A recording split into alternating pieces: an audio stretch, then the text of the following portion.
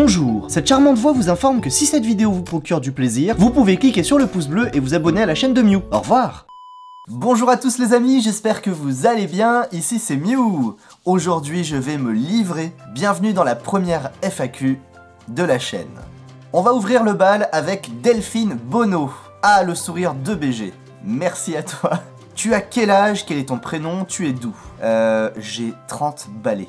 Ça commence à hier. Mon vrai prénom, je m'appelle Ilan. Enchanté, bienvenue. Tu es d'où? Je suis de Grenoble. Je n'ai pas toujours été sur Grenoble, j'ai pas mal voyagé. Est-ce que ta copine, femme, voudrait faire des vidéos avec toi ou elle ne veut pas se montrer? Alors on rentre tout de suite dans l'intimité. Ça va très vite entre nous, je trouve. Alors je ne suis pas marié, je n'ai pas de femme, et la copine ne veut pas forcément se montrer à la caméra, chose que je respecte totalement. Est-ce que tu voudrais faire de YouTube ton métier, ou tu fais ça pour te faire plaisir? Un petit peu des deux. Alors j'ai commencé YouTube juste après les confinements, ça a été une année un peu compliquée, je pense pour beaucoup de monde. J'ai fait YouTube pour me vider un peu la tête, mais j'adore filmer, et le fait est qu'on puisse partager ça sur la plateforme YouTube, c'est incroyable. Donc voilà, principalement pour me faire plaisir, et un jour si je peux en vivre, ce serait incroyable. Mais oui, travailler dans l'audiovisuel, j'en ai toujours eu envie. De Dodo Prospera, bonsoir, ton vrai nom, ta nationalité, es-tu marié? Je crois que j'y ai répondu, à part peut-être la nationalité, je vous laisse un peu réfléchir. Je vous propose plusieurs nationalités, on va jouer à un jeu. Première nationalité possible, je suis russe. Deuxième possibilité, je suis camerounais. Troisième possibilité, je suis un extraterrestre. Et quatrième possibilité, je suis français. C'est vraiment improbable, je suis pas sûr que vous allez trouver. Continuons avec Steph Team Rabbit, le sourire ultime. Ma question c'est, tu fais quoi en dehors de YouTube? Et penses-tu tout arrêter pour YouTube si tu deviens célèbre? Alors, qu'est-ce que je fais en dehors de YouTube? Eh ben, depuis cette crise, cette pandémie mondiale, malheureusement, je suis sans emploi. J'ai perdu mon travail à cause du Covid. J'avais un travail qui me plaisait énormément, j'étais très heureux dans ce que je faisais. Mais après, faut relativiser, hein. J'ai un toit sur la tête, je mange à ma faim, j'ai un peu de chômage, donc voilà, il y a plus grave dans la vie. Gardez la pêche! Et penses-tu tout arrêter pour YouTube si tu deviens célèbre? Arrêter le chômage si je deviens célèbre? Alors la question est vraiment compliquée. Ouais, clairement, faire du YouTube à plein temps, j'adorerais faire ça. J'ai tellement d'idées, après il me faudrait le temps, les moyens, les personnes. Oui, il y a des idées là-dedans. Ensuite nous avons Anaël Guette. Qu'est-ce qui t'a motivé à être youtubeur? Le Covid? Non, plus sérieusement, ce qui m'a motivé à être youtubeur, depuis que je suis gosse, j'ai une caméra dans les mains. Depuis le temps, j'ai un peu grandi, même si je ne suis pas très grand. J'ai toujours eu envie d'aller faire du YouTube, de pouvoir mettre du contenu sur cette plateforme. Malheureusement, j'avais beaucoup de travail jusqu'à maintenant. J'ai toujours vécu à 100 à l'heure. Et là, je profite d'avoir du temps pour moi, pour kiffer, et vous faire kiffer. Allez, suivant. Richard Lully, salut, qu'est-ce qui t'a donné envie de faire ce genre de vidéo? Combien de temps mets-tu pour faire une vidéo? Ce qui m'a donné envie de faire ce genre de vidéo, c'est que j'écris. Ou en tout cas, j'écrivais lorsque j'avais encore un peu de temps. J'ai écrit beaucoup de romans assez courts, et j'avais commencé 2 romans assez longs. Donc j'ai plusieurs mondes imaginaires dans la tête là, je pense que je suis pas tout seul. Pourquoi ce genre de vidéo? Donc des histoires, l'horreur parce que ça fait frissonner. Ce que j'aime beaucoup, c'est les histoires à suspense qui sont imprévisibles.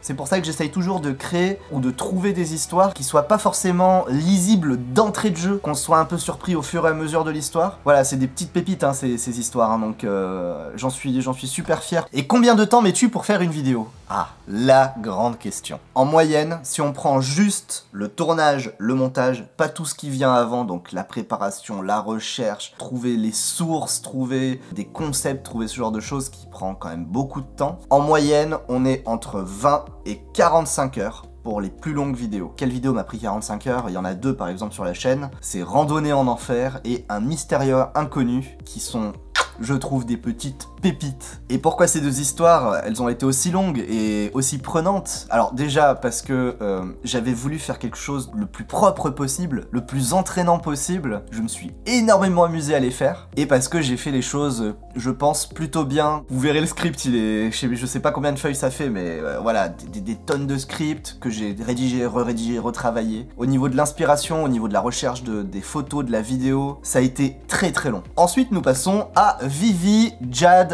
Aaron. Quelle est la chose la plus terrifiante qui ait pu t'arriver dans la vie? Sinon, ta pire phobie. Voilà, pas d'autre idée, bis à toi. C'est gentil, merci.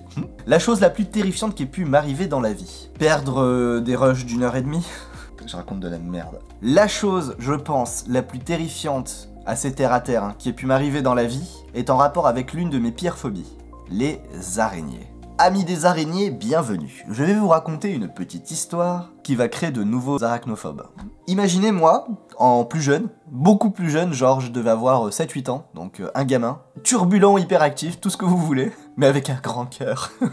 Je dis ça pour un peu tempérer parce que j'étais une tornade, putain. J'étais en vacances avec des membres de la famille, bord de mer, et voilà, on pêchait. J'aime bien la pêche. Je ferai peut-être pas de session de pêche sur YouTube parce que c'est un peu long, vous risquez de vous faire un peu chier. Donc voilà, on était en train de pêcher et il y avait mon cousin avec nous, qui était bien plus grand que moi, et on adorait s'emmerder. Et j'ai eu la super bonne idée de lui jeter des algues dégueulasses que j'avais ramassées en bord de mer. Et forcément, il est plus grand, je suis plus petit, il commence à s'énerver, il commence à me courir derrière. Donc imaginez, vous avez la plage de ce côté-là, d'accord? La plage de ce côté-là.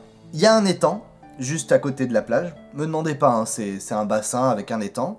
Et à côté de cet étang, il y a des roseaux géants, d'accord? Des énormes roseaux et des chemins qui passent entre ces roseaux.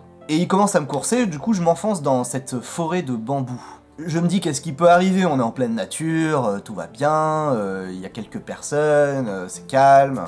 Je passe dans les chemins de plus en plus étroits, et là je l'entends « Hé, reviens Ilan, reviens !» Et moi je flippais, j'avais pas envie de me recevoir une tannée, tu vois. J'imite bien la personne qui court, ouais, j'étais en train de courir, voilà.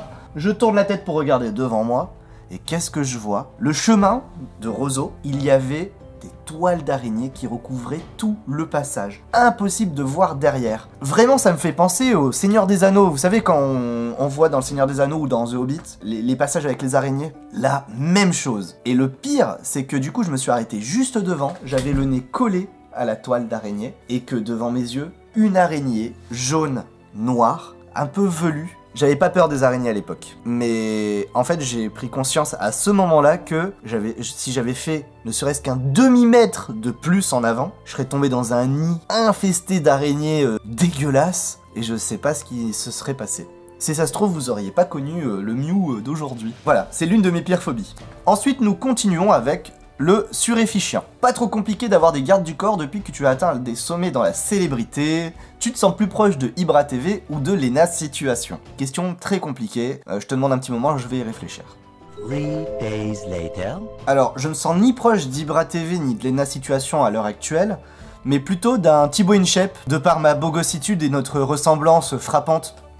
J'ai lu ça, j'étais mort de rire. Ensuite, nous continuons avec Delinir Michel. Salut Mew, est-ce que tu penses faire que des threads d'horreur ou tu penses apporter quelque chose de nouveau sur YouTube? Pour répondre très simplement à cette question et de la plus honnêtement possible, je ne pense pas faire que des threads horreur parce que c'est bien de changer un petit peu. J'ai envie que les personnes qui regardent cette chaîne ne regardent pas la chaîne parce que je m'oriente sur un contenu hyper précis, de niche ou autre, un truc comme ça. J'ai envie qu'un petit peu les personnes qui viennent sur cette chaîne, déjà aiment les histoires de manière générale, ça d'accord, parce que j'en fais beaucoup, mais aussi que lorsqu'ils lancent une vidéo, c'est un petit peu genre, un peu du style, le chocolat, tu sais pas à quel goût il va être. Genre, une fois ça va être un truc d'horreur hyper glauque, hyper sombre, et un autre coup ça va être un truc totalement débilant. J'ai envie que vous soyez surpris, agréablement surpris, c'est mieux.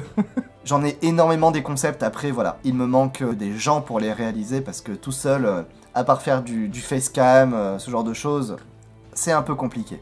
Ensuite, nous continuons avec Emma Zemia. Tu préfères avoir des dents à la place des poils ou des poils à la place des dents? Pour une fois, une question très simple. Je préfère largement avoir des dents à la place des poils pour pouvoir croquer la vie encore plus qu'avant. Mais attends, par contre, je serais totalement dégueulasse. Fissop, salut Mew, te considères-tu comme superstitieux? Et deuxième question, quel est ton animal fétiche? Superstitieux, je pense pas. Je crois un petit peu au karma. Même hormis ça, enfin quand je dis je crois un peu au karma, je pense que on doit tous faire le plus de bonnes actions possible. J'ai toujours eu la volonté et l'envie d'aider quand je peux aider. Bah attends, mais on parlait de la superstition, mais je pars super loin. Bon, voilà, je suis un bisounours, c'est tout. Deuxième question, quel est ton animal fétiche? Est-ce que j'ai un animal totem?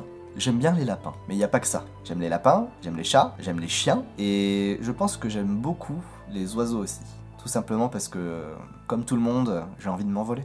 Allez, sur ces mots de la fin, je vous remercie d'avoir regardé la vidéo. Merci pour votre soutien. N'hésitez pas à vous abonner si ma gueule elle vous revient, ou pas. En tout cas, n'oubliez pas le petit pouce bleu, notez-moi en commentaire vos petits retours, comme d'habitude. Et en attendant une prochaine vidéo, je vous fais des gros bisous. Prenez soin de vous, et je vous dis ciao.